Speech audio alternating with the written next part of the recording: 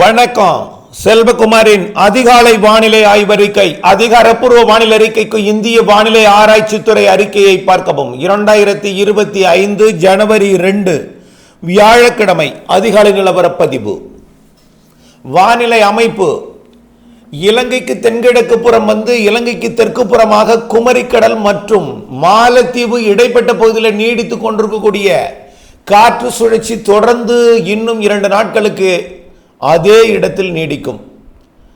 2-3 நாட்களுக்கு நீடிக்கும். இதன் காரணமாக இலங்கைக்கு மட்டுமே இந்த நிகழ்வால் மழை பொழிவு.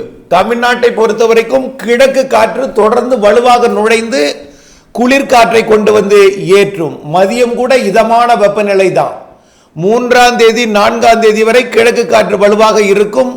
ஆனால் கிழக்கு காற்று வெப்பம் உயர்ந்தால் குளிர்காற்று மழை பொழிவை கொடுக்கும் என்றால் கிழக்கு காற்று மதியத்தில் கூட வெப்பம் உயர முடியாத சூழலாக காற்று நுழைகிறது.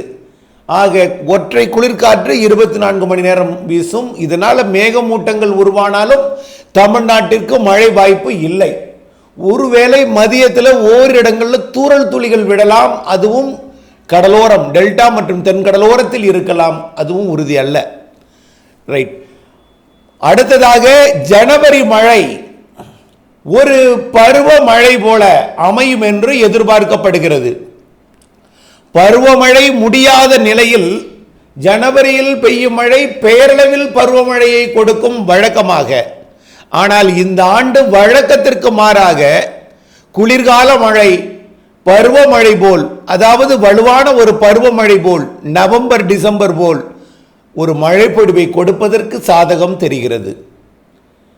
அதன் அடிப்படையில் ஜனவரி மாதம் வரக்கூடிய 7-8 தேதி வரைக்கும் இந்த குளிர்காற்றும் மழை இல்லாத வானிலையும் தொடர்ந்தாலும் 8ஆம் தேதி குளிர் கூடி சாரல் தூறல் கடலோர மாவட்டங்களுக்கு வர வாய்ப்பு இருக்கிறது. 8ஆம் தேதி முதல் மழை தொடக்கம், இடைவெளிக்கு பிறகு 8ஆம் தேதி 7ஆம் தேதி வரை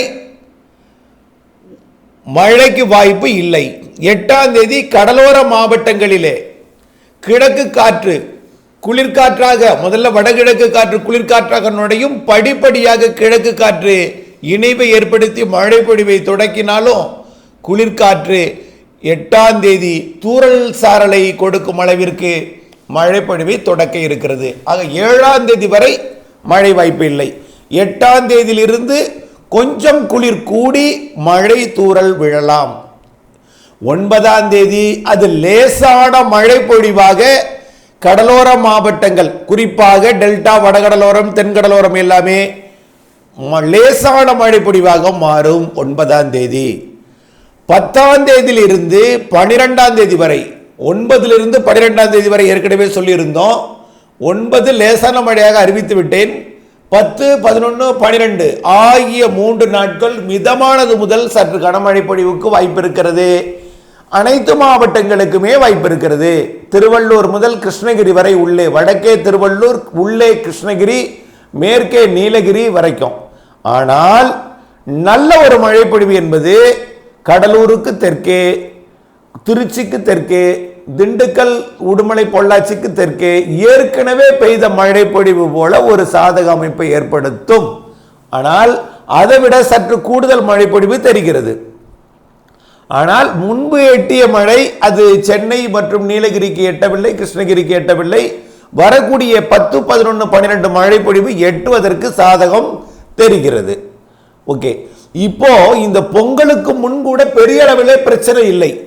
பொங்கலுக்கு முன் மிரட்டும் வானிலையும், பொங்கலில் மிரட்டும் வானிலையும், பொங்கலிலே நிகழ்வு கடலில் இருந்து கொண்டு பேசுபொருளாக்கி கொண்டு, அதாவது அந்த 8ஆம் தேதியிலிருந்து 12ஆம் தேதி வரை மழை பொழிவை கொடுக்கக்கூடிய அந்த நிகழ்வு மீண்டும் அது குமரி கடற்பகுதிகளுக்கு நகர்ந்து புதிதாக அடுத்ததாக வரக்கூடிய நிகழ்வோடு போய் மீண்டும் இணைந்து தீவிரமடைந்து வரக்கூடிய அதாவது இந்த 17, 18, 19, 20 என்று குறிப்பிட்டிருக்கிறோம் அல்லவா அடுத்த நிகழ்வு, அது ஒரு நாள் முன்கூட்டியே 16, 17, 18, 19, 20 தேதிகளில் தமிழ்நாட்டின் கரையை நெருங்குவதற்கு முன் பொங்கல் நாளிலேயே தூறல் சாரல் குழப்பமான வானிலை எல்லாம் கொடுத்து கொண்டிருக்கும் என்று எதிர்பார்க்கப்படுகிறது.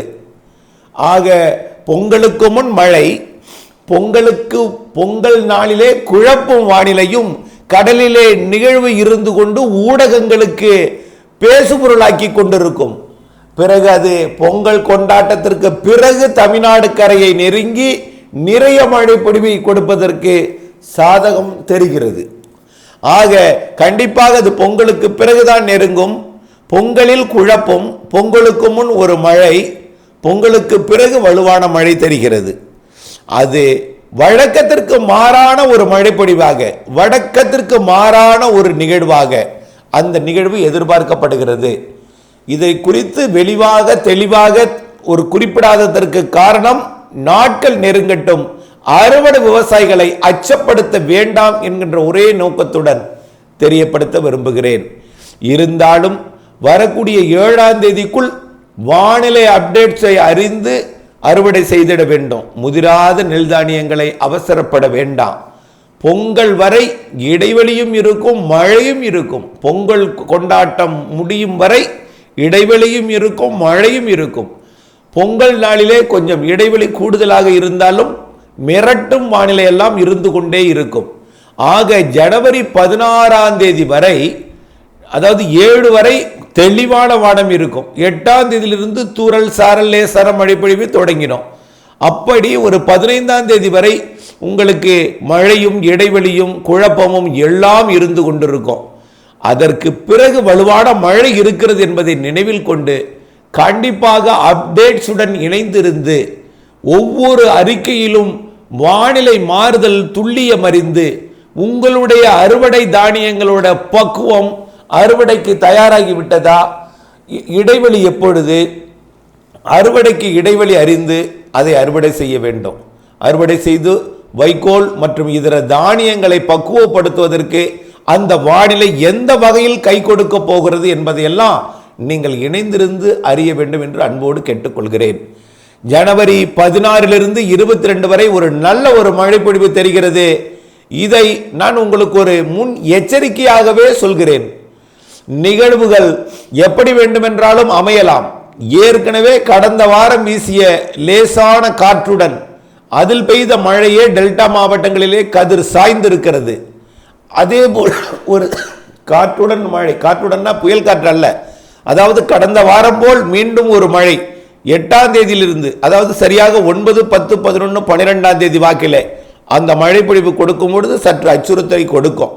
அதற்கு பிறகு இடைவெளியும் குழப்பமும் பொங்கல் நாளிலே இருந்தாலும், பொங்கல் நாளிலே முடிந்தால் நீங்கள் முழு ஏற்பாட்டுடன் அந்த கிடைக்கக்கூடிய வாய்ப்பை பயன்படுத்தி அந்த நாளிலே, சிலருக்கு ஒரு வாரம் தேவைப்படும். 8ஆம் தேதி பார்த்தீங்கன்னா இன்னும் ஒரு வாரம் பழுக்கணும், ஒரு வாரம் தேவைப்படும் அறுவடைக்கு. ஆக அந்த ஒரு வாரம் முடிந்த உடனேயே இடைவெளி எப்பொழுது கிடைக்கிறதோ அந்த இடைவெளியை பார்த்து அறுவடை செய்தல் நலமாக தெரிகிறது. 16, 17, 18, 19, 20, 21ஆம் தேதி வாக்கிலே வரக்கூடிய அந்த 3வது வார நிகழ்வோட தீவிரத்தன்மை ஆய்வறிக்கையை தொடர்ந்து உங்களுக்கு சமர்ப்பித்துக் கொண்டே இருக்கிறேன். அதோட தீவிரத்தன்மையை மனதில் கொண்டு நீங்கள் அதற்கேற்ற திட்டமிடுதல் அவசியமாக கருதுகிறேன். அந்த நாளில் கூட சிலர் கதிர் முதிராமல் இருக்கலாம், அதற்காக அச்சப்பட தேவையில்லை. பொங்கல் முடிந்த பிறகு அந்த 3வது வார மழை முடிந்த பிறகு குடியரசு தினத்திற்கு பிறகு ஒரு மழைப்பொழிவு இருக்கிறது. அதற்கு இடையிலே ஒரு இடைவெளி கிடைக்கும். அந்த இடைவெளியை பயன்படுத்தி நீங்கள் அறுவடை செய்ய வேண்டும்.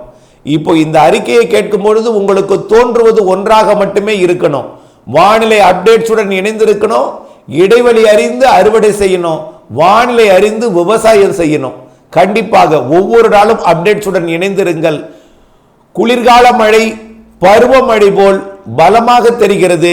சில நாட்களிலே இது தலைப்பாக எடுத்துக்கொண்டு மனதில் பதித்துக்கொண்டு அப்டேட்ஸுடன் இணைந்தே இருங்கள். அதே போல ஜனவரி இறுதியிலும் இருக்கிறது, பிப்ரவரியிலும் தூறல் சாரலாம் இருக்கிறது. ஆக மழை நிகழ்வுகள் MJO அமைப்பு, நிலநடுக்கோட்டு இந்திய பெருங்கடலில் வரக்கூடிய மாடர்ன் ஜூலியன் ஆக்சிலேஷன் அமைப்பும், ஏற்கனவே நாம் தினசரி அறிக்கையாக அறிவித்துக் கொண்டிருக்கூடிய கடல் நீரோட்டமும் வெப்பமும் வலுவாக அனைத்தும் ஒன்றிணைந்து சாதகம் ஏற்படுத்தி கொண்டிருக்கிற காரணத்தினாலே இந்த குளிர்கால மழை பருவமழை போல் வலுவாகவே தெரிகிறது. அப்டேட்ஸ் அவசியம், அறிதல் அவசியம். இணைந்தே இருங்கள். நன்றி.